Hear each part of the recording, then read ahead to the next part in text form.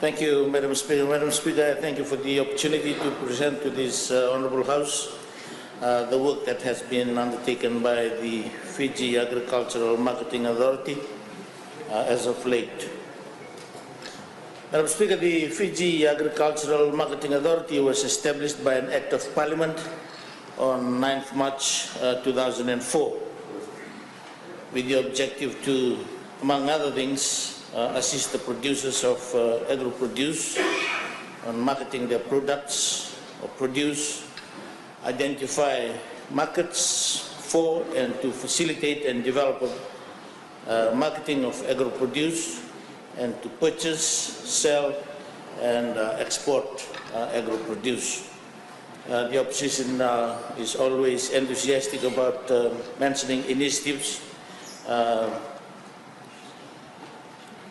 of previous governments. Again, this is an initiative of the SDL government on 9 March 2004. But Madam Speaker, let me say that this is just to cover up the bad management and inefficiencies of previous organizations that existed before AMA. Madam Speaker, first there was National Marketing Authority. What happened to National Marketing Authority?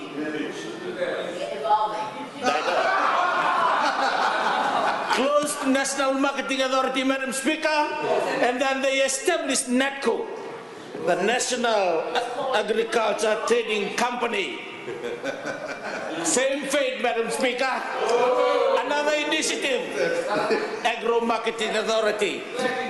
So the AMA, as it is known today, is funded through an annual government grant provided through the normal budgetary process to be able to deliver on this mandate. And I, of course, thank the government, Madam Speaker, for the allocation of about 6 million as grant to assist AMA, particularly in providing its services to the rural population. Definitely, Madam Speaker, we 1.8 is on operational expenses and about 5.6 is on capital expenses, Madam Speaker. Why 5.6? Madam Speaker, you would know that AMA does not have fixed assets, and this is something that I will talk about in here. And of course, Madam Speaker, the need for us to provide the necessary facilities as well. In most of my previous interventions, Madam Speaker, I've always been talking about the value chain. Because Fiji, for such a long time in agriculture, we were production driven. We were just focusing on production and hoping that somebody is going to come and buy our products. But Madam Speaker, particularly in fisheries and agriculture, products are perishable. When it loses its quality, it loses its value. Therefore, we need to provide the necessary facilities so that the products in our rural areas can access the markets, and most importantly, maintain its quality so that we can get the dollars. And the Honourable Samisoni knows this very well as a businesswoman. Madam Speaker, the AMA is unique in that it is more a social enterprise, but Madam Speaker, we have indicated very, very clearly to the management and of course to the board that they have to come away from this social responsibility, because this is one of the major contributing factors on the failures of AMA, which was NATCO and of course National Marketing Authority too in the early years. Madam Speaker, I will not go into detail on that, but I wish to focus on the positives. It is quite unfortunate, as I've stated, Madam Speaker, that since its inception, again from 2004, the AMA was plagued with bad management practices, resulting in it being on the verge of collapse, Madam Speaker. This led to government to make a decision to appoint public officers to the board, simply because, Madam Speaker, AMA cannot afford to pay for the board members. So because public officers would not be paid, they have to be appointed to the board, and of course the chief executive officer as well, and the executive chairman was appointed with the hope of salvaging it from the doldrums. These arrangements remains in place, Madam Speaker, and of course, given the improvement in the operations and the finances and the services of AMA, the Permanent Secretary for Agriculture, responsible to the Minister, is looking at the configuration of the board, and of course this is part of the strategic plan that we have for AMA as well.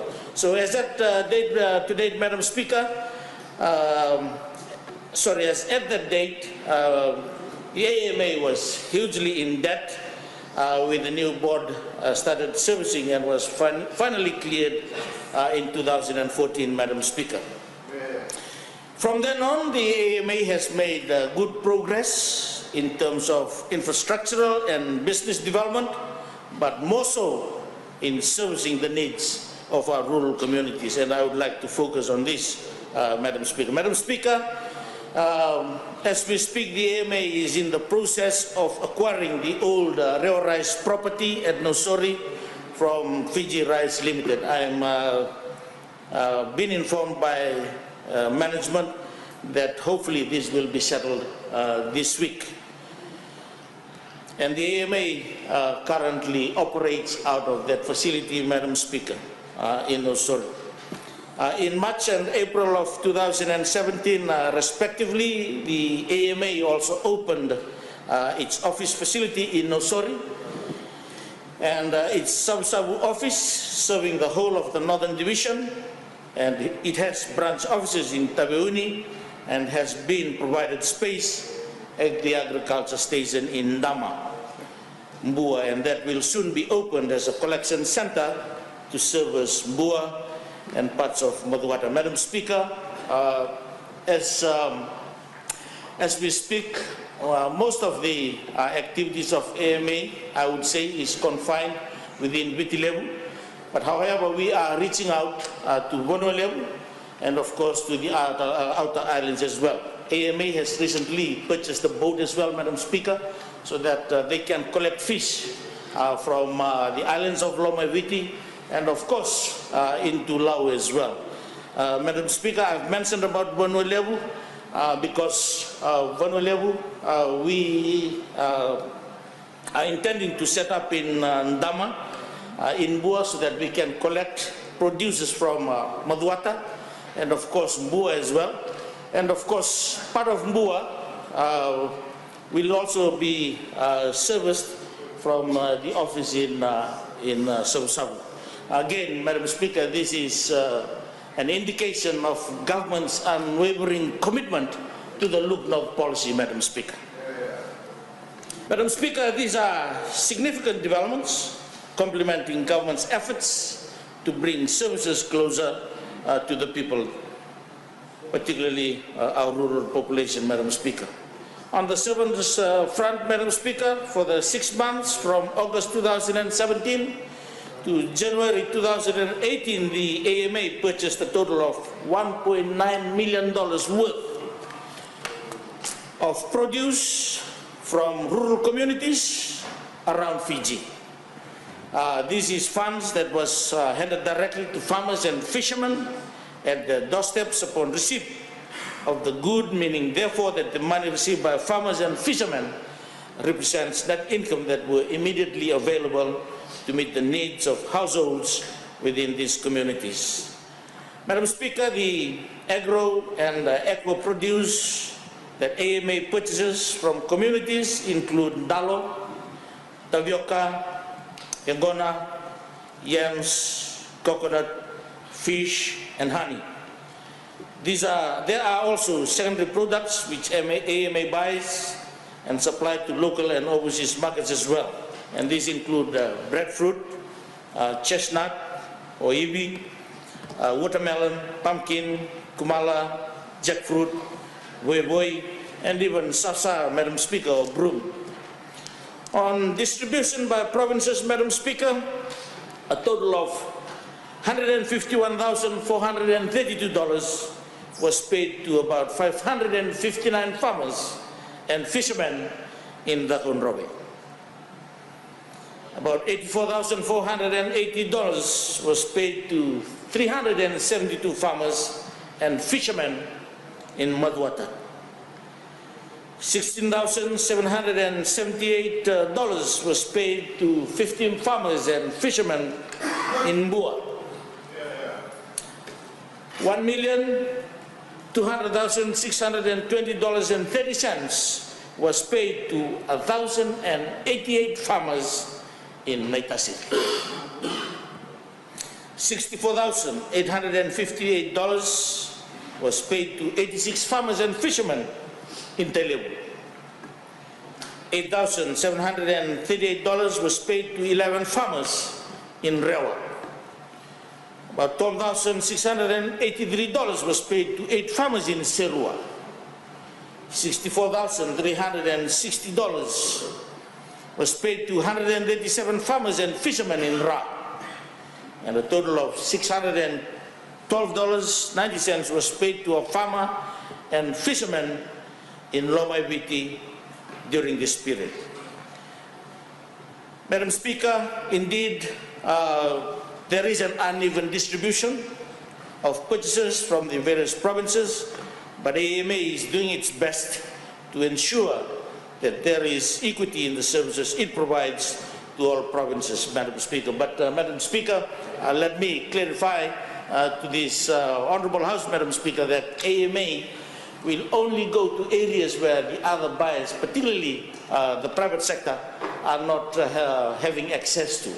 And that is why you would see the targeted areas in the provinces that I have mentioned previously, Madam Speaker. And particularly for Naitasiri, we paid more than $1 million to the farmers in Naitasiri. This is particularly up in the highlands of Naitasiri rather than the farmers nearby. Madam Speaker, there is continuing negotiations with Lomaiviti for the supply of fish, and the purchase of fish and coconut from Lau has already begun. Ngona is also now being sourced from Bukuya in Mba, while Tevioka is now being purchased from Nandwa.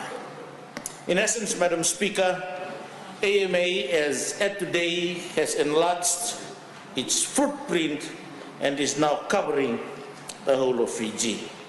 Madam Speaker, I must also say that market access remains a priority for the Agro-Marketing Authority, and with new markets come new opportunities for the AMA, hence increased demand for supply from the farmers and fishermen. The AMA will be looking at recruiting marketing experts to assist in this regard. Madam Speaker, the export market currently supplied by the AMA includes markets in New Zealand, Australia, United States of America, and Canada. And AMA also supplies local markets and provides agro-produce and fees to local institutions on contractual basis. Madam Speaker, additionally, the AMA has also opened a restaurant operating out of its Nausuri facility as an added outlet for its agro and eco-produce to support rural farmers and fishermen. This is proving to be an exciting venture, and of course I invite the honourable members of this House to stop by at the AMA's Sautu restaurant when you next drive through Nausuri town in support of our rural farmers and fishermen. For those of you that eat fish, you can have a lot of fish in. Madam Speaker, there are emerging opportunities for the supply of vegetables, fish, and marine products to export markets. These are high-value producers which could bring in good income to our farmers and fishermen. And the AMA is working hard to ensure some of these markets. Madam Speaker, by and large, I would like to see AMA diversify into value addition. And this, I think, is the path to sustainability for the AMA, especially to ensure that it is able to sustain the service that it currently provides to farmers and fishermen across Fiji. And this is one of the reasons, Madam Speaker, why we are looking forward to the settlement of the facility in Losori, if it could be done immediately, so that we can diversify and, most importantly, look at value addition as one of our key areas, Madam Speaker. I've talked about the expansion, Madam Speaker, and AMA currently employs about 106 people. And of course, the majority of these, Madam Speaker, are females, because females are very good at the preparation of the products in the major facilities, Madam Speaker. In terms of the future plans, I've talked about having our footprints in other areas in Fiji as well. We intend to move into Nododo level, where there is already an existing facility and a cold storage system, Madam Speaker, which we have in as a temporary arrangement given to the farmers in the Singatoka Valley for their temporary use. But we look forward to moving into that area as well, Madam Speaker, because we have started buying cassavas from Nandronga and, of course, the Valley. There are plans to move into Lautoka as well. We need to pre-position because logistics is very, very costly, Madam Speaker. And because of the local contracts that we have with some of the government institutes, we need to move and pre-position some of our products in strategic areas. And of course, we are looking at the yard in Lautoka as well, so that we can have reefers, coolers, for cold storage purposes, Madam Speaker. And I've talked about some they are buying fresh products, Madam Speaker, but of course we also need to look at frozen products, and this probably will be one of our priorities in the next budget for us to have cold storage facilities in Nakonrawe, in Savu, Madam Speaker. And of course, the facility in Damainbua, that's also very, very important, a proper packing house and probably cold storage systems as well in Damainbua. Madam Speaker, let me assure this Honourable House that as the Minister responsible, I will ensure that all efforts are made and support provided to guarantee the sustainability of the AMA, considering that a large number of our families within our rural and peri-urban communities already depend on the services provided by the AMA for their livelihood. This too, Madam Speaker, is a means of arresting the rural-urban rift with the associated social issues which government is trying to combat. Thank you, Madam Speaker.